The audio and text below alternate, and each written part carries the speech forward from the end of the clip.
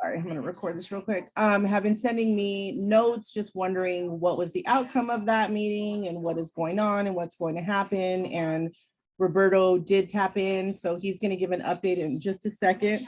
I don't know if you want to say hi, Roberto, or say anything. Hi, everyone. How's everybody doing? Great, awesome, incredible. It's been a long week, but yeah.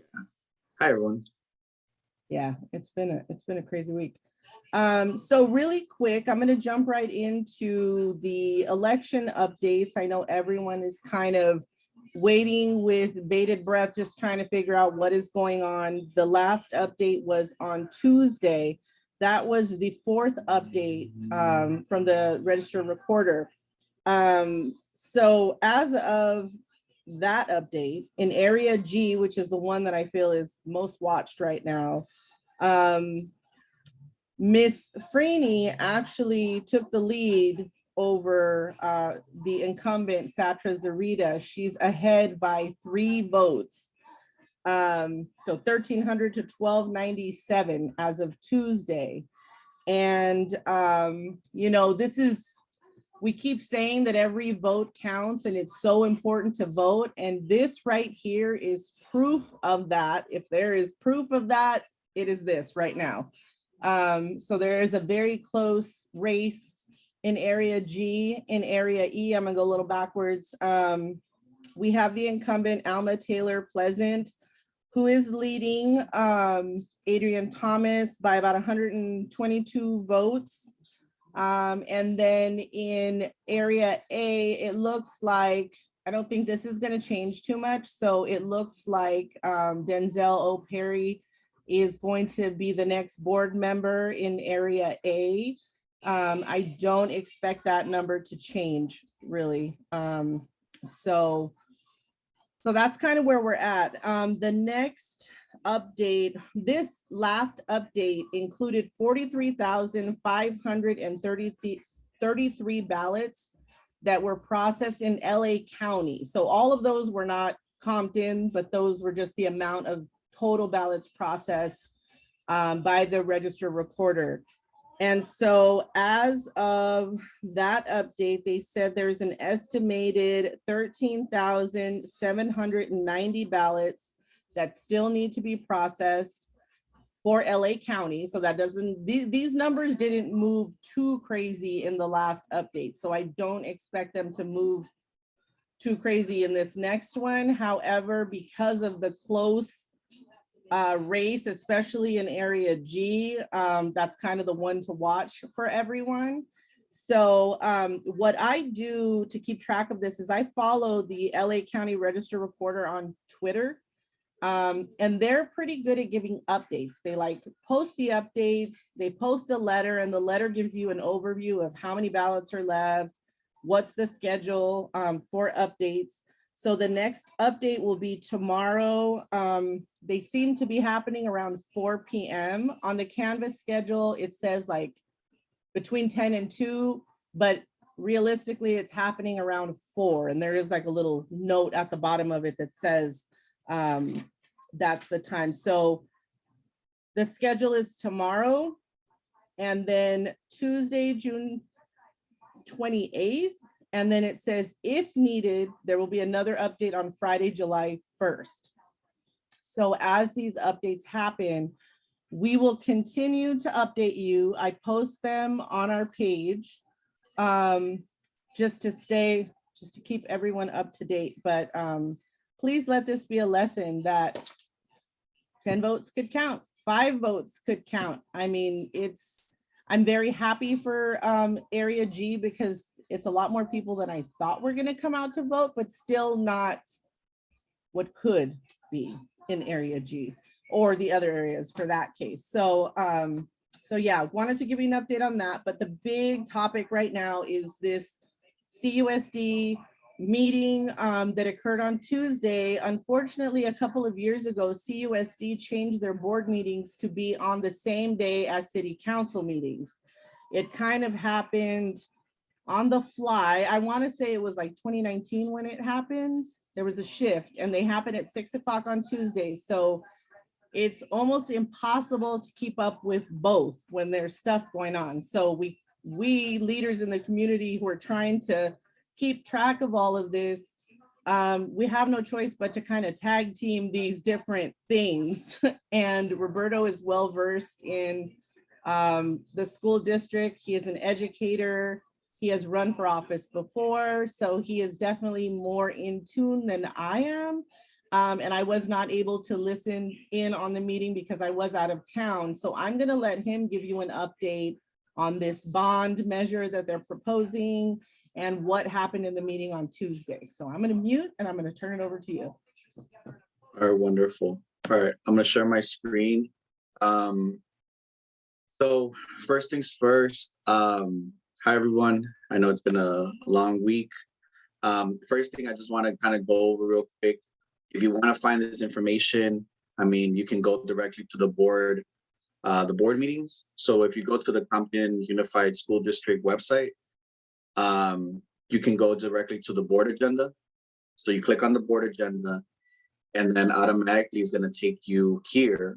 Well, it's going to take you actually to here. And all you do is got to review your agenda, right? And so you view the agenda very much like you can do with anything. So anything that happens is in this agenda. And as you see, it's a very long agenda because it's only once a month. There's a lot of things that can be passed all in one day.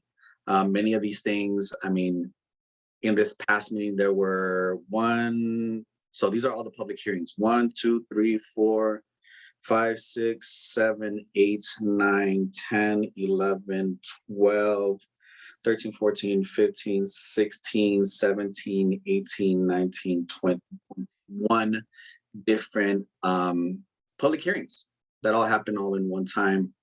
And I mean, some of them are just, talking about positions. Some of them have to do just with contracts, employee contracts, the budget. So if you want to look at next year's budget for Compton Unified School District, you can go there. You can look at their budget. I'm going to show you just really quickly the budget because I know not everybody really cares about the budget. But long story short, the budget of Compton Unified School District for the next upcoming year is $272,647,186.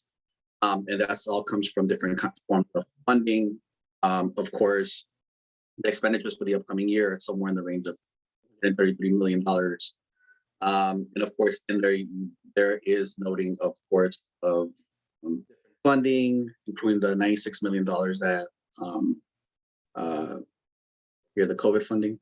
So here's what, if you want to figure out where that's at, that's there. Today I actually talked to Dr. Marcos regarding that, and he says some of the funding can be used for other expenses. So they are trying to update many of the schools already in regards to HVAC, in regards to many of things that they can use this funding for. Once again, it's very limited, so the Compton Unified School District can just use the money nilly-willy for whatever they want. So they have very strict guidelines on what they can use, but there is $96 million there available. But once again, all part of the budget. LCAP, which is actually another thing that's really, really important. LCAP is local control funding. If you don't know what local control funding is, essentially a couple of years ago in 2015, State of California said, hey, we need to get more funds for schools to be able to do things in their schools and have this community care and share what they would want more funds for. So, I mean, if you want to check out what they would want to spend it on, they're asking for an additional, these are all for high need students in our community. They're asking for, I think, another $71 million.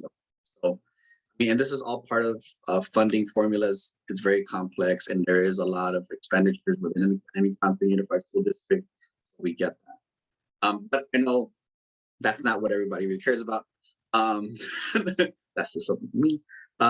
But if you scroll all the way down to section P, action items, is where you get to the resolution. So this is the resolution. So this resolution was approved. So as you see, approved. So this was already voted on. The people who put this motion, who put this into motion was Satra and Charles Davis. They put it into motion and they seconded. And of course, these were the yays, Alma Pleasant, Charles Davis, Micah Lee, Satra Green, and the noes were me, Thomas, Sandra Moss. I was a little bit confused about what was trying to happen during that meeting, but I mean, it resolution.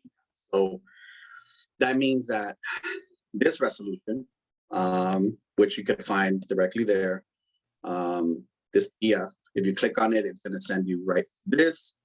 It's a 13-page document that explains why they're asking for the funds, why they, why they should require it, why they're asking for these funds. But the most important part of it comes down to the language of the measure, right? So this is the measure, right? Touch screen, so a little bit. So essentially what they want to do is, this is the language, right? To fix deteriorating roofs, plumbing, heating, electrical, other systems, and other things for Compton Unified School District for $350 million. But this is a new measure. This is not a measure to open up the rest of the funding that's available for the first measure. This is a brand new measure. They literally note in the beginning of this document that they would want this resolution to fix, actually, let's go into it, project lists. So what they want to fix is completely rebuild and modernize Centennial High School and Dominguez High School. That's, on page 7. So they really want to renovate and improve those two schools with new media and performing arts facilities. Very similar to Compton High. That's what they want to do for those two high schools within Compton. Once again, $150 million to try to fix or try to improve those two schools as well as other district schools. And I mean, conversation I had today, there is a huge need for that. The state technically wants us to improve our schools here in Compton. The question always is this part where you're assessing people, so you're raising people's taxes based on the assessed valuation. The assessed valuation. There's a clear difference between assessed valuation and market valuation. For example, my house here in Compton is worth a little bit over $600,000. My assessed value from LA County is that it's only about $349,000. So for me, if you do a calculation of, it'll be essentially $60 for every $100,000 of valuation. So my taxes go up 200 and something. Okay.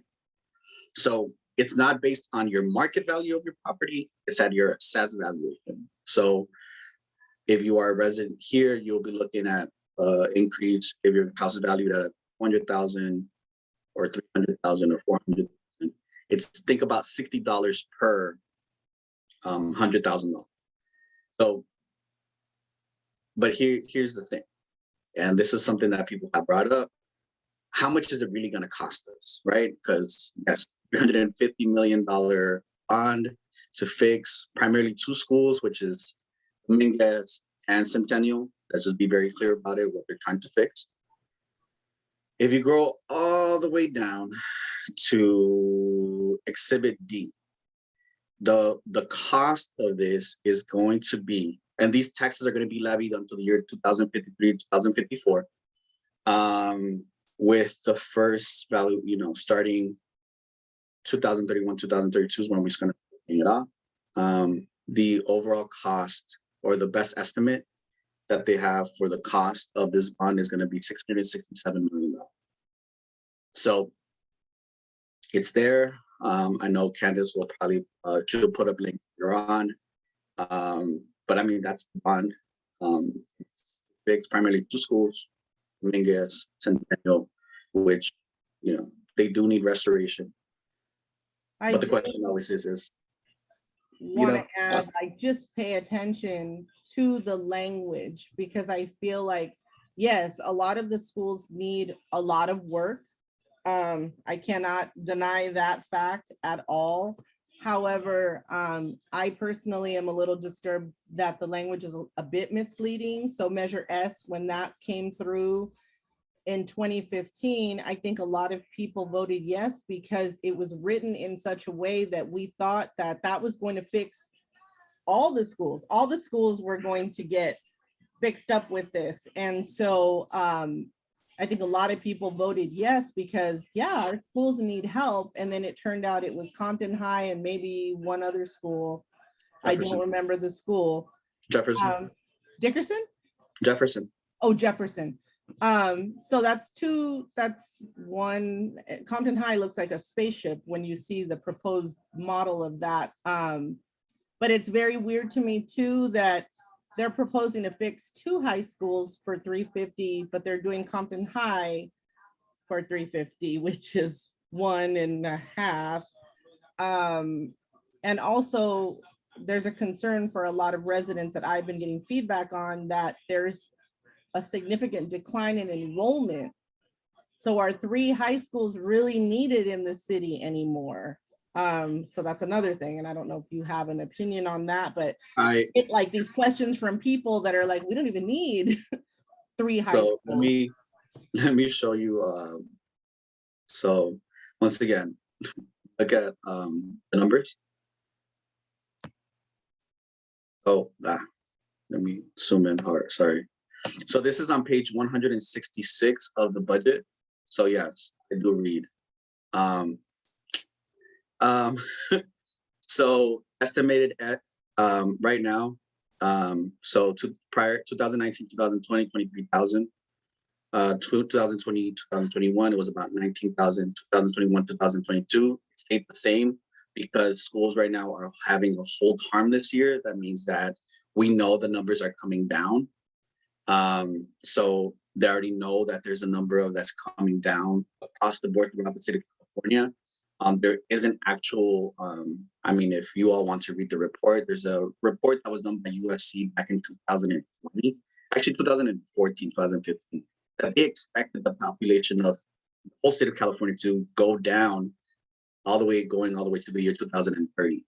So this was already predicted way before by USC. The demographers pretty much said kind of the younger population, because my generation and the generation before me didn't have as many kids. And then of course, our generations are getting older and not having as many kids. We're averaging about 3 to 4 kids compared to 4 kids in the previous generation.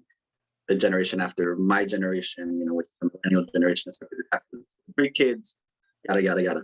The whole point is this. For next year, they're projecting about 18,000 students enrolled in Compton School District, which they kind of, at the lowest, is going to be about 16,000. Right. So this is, once again, if you want to look at it in the budget, you can look at the budget. It's on page 166. If you look at the PDF. I mean, yes, it's great to have new schools. Yes, we do need new schools. Yes, we need to improve the schools that, my daughter and other children in this district are going through. The question always is, of course, is why wasn't Measure S? And people are like, well, Measure S was supposed to fix all the schools. Well, here's Measure S. This is literally what the language was for Measure S. Make schools modern, safe, and inspiring. Shall the Compton Unified School District issue $350 million in bonds at legal rates to reconstruct local schools and facilities, including research libraries, modern classrooms, scientific labs, media and performing arts centers, technology centers, and athletic complexes, improve safety and security, plumbing, heating, electrical, and other systems. This is literally all the language, that was in Measure S. And then here that sounded amazing to see that on the ballot. Yeah. And it is again. I mean, once again, our schools need to be improved. The question is, why is the funding for schools not being appropriated accordingly to fix the schools with what we have, and also petitioning the state for additional funds? I mean, the state of California has a surplus, an infrastructure surplus, right? why is the school district and its leaders not taking and making their push, right? I am happy to go push for funds from the state of California. Please give me $100 million to fix some of these schools. Why not? You have billions of dollars in surplus. Use it accordingly, right? If infrastructure needs to be fixed, and fight for it, please. We pay enough in taxes for it. So this is going to be in our ballot in November. Just FYI, it's already been motioned. It's already been passed. It is not an addition to, this is not Measure S, making sure that the funds for it get released. No, it's a brand new measure. There's another $350 million to fix on this time to school. So we're looking at $700 million. And with, what did this one say? The 350 million in the end, when it was paid off, would be like $667 million. So yeah, so there's the total number, because there's a cost, principal, interest, you know, they're using they sell them like in chunks, right? Because I've been to a meeting where they've done it. So unlike other things that people talk about, these do directly affect homeowners. You will see this on your tax bill. We know that Compton has some of the highest taxes in the county. So this is a short thing. We probably will do a deep dive into other stuff later on, because there's a lot that has happened this week that needs to be covered. But as mentioned, I just got back in town and there's just a lot of stuff going on. So we do plan on doing another update probably next week, where we get into some additional things. But we want you to be aware before this hits your ballot in November. We don't, you know, it's a pretty thing to read that if you're not prepared for what's coming, or understanding exactly what it entails. And so we're kind of preempting you, like you're going to see this. And I don't think, had it not been flagged for me, I wouldn't even have seen it, which is the crazy thing. I wouldn't have known this was coming. I wouldn't have seen it. Someone kind of flagged it for me, and I went and I always research stuff that comes to me, because it's like the game of telephone in Compton. Somebody says something, and by the time it gets to me, it's taken on, 10 different forms.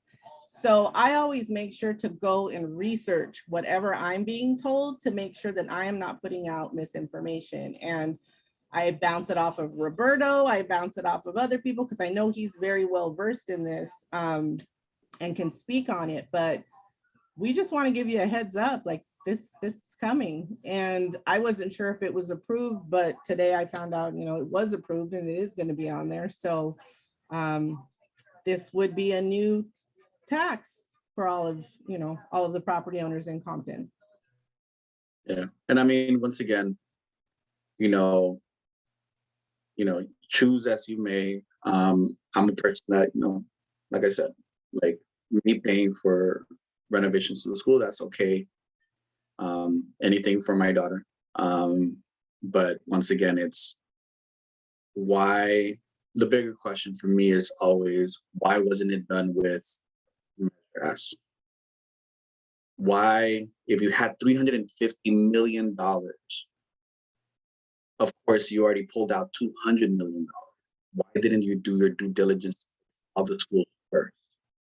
Why didn't you show the state, hey, we can do all these little small projects first and then request the other $150 million? So, hey, you know what? Let's fix the bigger school. Let's spend money on fixing the big school. And I know people are going to say what they're going to say. They're going to say, we need to show that we do a big project first. Okay. If you're a person that does it like that, cool. Fixing the smaller things, that's what people wanted. That's what people thought. That's why I voted yes on this. I'm very truthful people. Voted yes on this because I thought we're going to fix all the schools. And then guess what? Only fixing one school. Yeah. One school. That is, for me, that's negligence. That is not what we expected as voters. That is not what I expected when I voted for this. If I would have known the language. Don't forget about the $50 million bond in 2002. That I do not know about. Mhm. Yeah, oh yeah, From and that's, 2002 to yeah, 2012, I was not living in, I was in and me, I was barely LA County. looking into, like, I was barely starting off as a teacher. So 10 years ago, I barely started off, right? So I mean, it's, yeah, and I mean, it's We do our there. best to educate and give everyone the information so that you know what you're looking at when it comes to the ballots and just what's going on. And we definitely advocate for people to log into these meetings and ask your questions, make your statements, let your concerns be known. Because just like the city council, it's the voters' job to hold people accountable. And so we will always try to give you the tools and education to help you use your voice. And let me make one note. This passed by 46 votes. So it passed when the the Compton Unified School District population was at 24,000. So once again, we expected something, it barely passed years ago, you know. So once again, go out, and I mean, supermajority was considered 55%. That's not supermajority for me, but you know, that's just me being a government teacher where I teach them. Supermajority is 2/3 plus 1, but that's me. But yeah, so I think we'll share some of the links for you all to check it out yourselves, to you do your research, to do, you know, come to your own conclusions. At the end of the day, the most important thing is to be informed, to go out there, to, you know, vote your conscience. At the end of the day, that's all what we really want to see people do. I am happy that 25% of the voters in Area G voted. That's great. 25% of people can vote in Area G voted. 8,000, over 8,000 over 8,000 voters, over 2,600 voted. So that's almost 2,600 voted already. That's great. That's what we want. So if things keep going like that, we need more people out there to vote. We need more people to vote. We need people to go out there and vote. Another election coming in November. So be ready for those ballots in October. So, and just note the CUSD, why we push people to vote in these June elections is because the CUSD, they don't go to a runoff. So whatever happens in June, that's it. That's it. That's your new board. Whoever gets into office at that time, you know, you got 4 years with that person. So, you know, I had to explain that to a few people who didn't know. They thought that there would be a runoff in November. So we are not going to stay on this too long. We just wanted to share this information quickly because there were a lot of people that were messaging me, and I'm sure Roberto's got questions too from people just wondering, like, what does this mean?